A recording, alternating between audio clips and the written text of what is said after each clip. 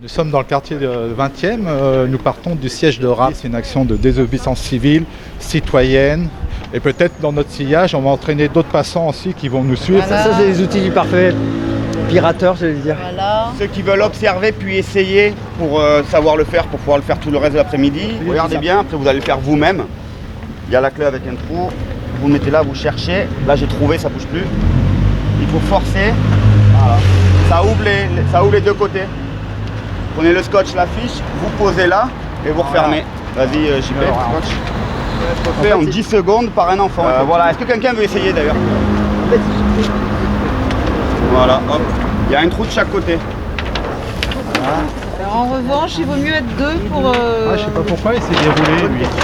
Ah oui. Le but de cette action, c'est de faire la publicité de la consultation publique qui révise le règlement local de publicité de Paris, parce que ce RLP donc aujourd'hui interdit les écrans numériques, donc les grandes télévisions publicitaires géantes, et on voudrait que ça reste comme ça, mais la ville de Paris veut introduire ça dans son règlement local de publicité. Tout le monde peut venir nous rejoindre et participer à des petites actions de sensibilisation comme ça, faciles et efficaces. Nous, on aimerait qu'il y ait une mobilisation massive et beaucoup de gens qui répondent à cette consultation pour donner leur avis, qu'ils soient pour la pub ou contre la pub, mais on voudrait qu'il y ait le plus de débats possible sur cette consultation. Et aujourd'hui, il y a à peu près 400 réponses, ce qui paraît assez peu par rapport aux millions de Parisiens qui existent.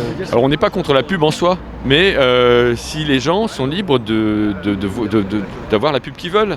Et là, c'est la pub qui nous est imposée. Bon, le gars qui veut absolument de la pub, il s'achète son journal, plein de pubs, mettons, son magazine, hop, il se regarde sa pub, il aime ça. C'est assez rare, mais il y a des gens, bon, pourquoi pas. Mais là, c'est dans l'espace public, et donc ça nous est imposé, puisqu'on ne peut pas détourner le regard. Tous les afficheurs sont très intéressés par le numérique, parce que c'est vraiment l'affichage le plus agressif et celui qui rentre le mieux dans le cerveau. Donc effectivement, on a du mal à échapper au message quand c'est numérique. Ça attire l'attention, c'est vrai c'est clair que dans la rue, c'est pas adapté, puisque les bagnoles, il y a déjà eu des accidents avec des... Moi, ça m'est arrivé d'ailleurs, de voir une pub et puis paf. J'ai un peu peur effectivement que la mairie ne soit pas forcément motivée pour qu'il y ait beaucoup de gens qui répondent, parce qu'effectivement là sur les 400 réponses qu'il y a aujourd'hui, à peu près 99,9% sont contre les écrans, et vraiment je pense que la ville veut ces écrans et donc veut avoir une légitimité entre guillemets démocratique. Là pour l'instant elle l'a pas. Donc jusqu'à présent le règlement local de publicité de Paris interdit les affichages numériques, ces grandes télés qui consomment énormément d'énergie. C'est complètement schizophrène d'avoir une politique aussi volontariste sur les enjeux des voitures, que à titre tout à fait personnel je soutiens, et en même temps de dire qu'il n'y a aucun lien avec les enjeux de la pub. Le premier annonceur en France, c'est l'automobile. C'est aussi nocif que les voitures, c'est sûr. C'est une autre forme de pollution.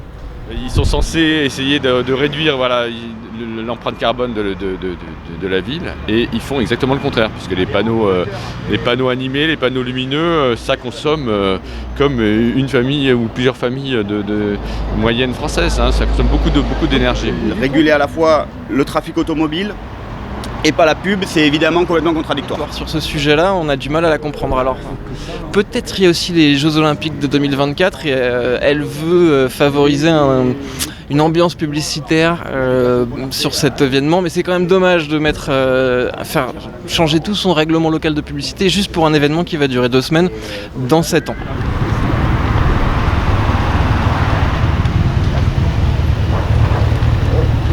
Voilà, aujourd'hui, on lutte principalement contre la pub numérique qui va arriver, qui risque d'arriver sur Paris. Donc c'est vraiment une agression visuelle encore plus forte que les pubs traditionnelles. C'est une façon encore plus forte de manipuler les gens.